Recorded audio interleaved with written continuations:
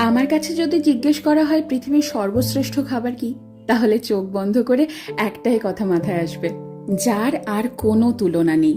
আমরা মধ্যমগ্রাম বাজার গিয়ে একেবারে বর্ষার ইলিশ কিনে এনেছি।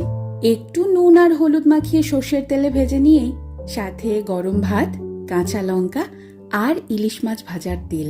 সত্যি কথা বলো, বাঙালির কি আর কিছু লাগে? এই দিয়ে তো পুরো প্লেট খালি।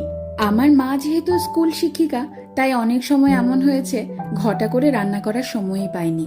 আর সে সময় যদি বাড়িতে ইলিশ মাছ থাকতো, তাহলে এই ইলিশ মাছ ভাজা দিয়ে কত তৃপ্তি করে খেয়ে উঠেছি সবাই। আমার এই বাড়িতে বাবা মা এসেছে, আর সেই তৃপ্তি করে খাওয়ানোর সুযোগটা এবার আমি পেয়েছি। আমার খাদ্য রসিক বাবা গরম গরম ভাত আর ইলিশ মাছ ভাজা নিয়ে বসে পড়েছে। দেখো কত মজা করে খাচ্ছে, দেখেও যেন তৃপ্তি আসছে আমার।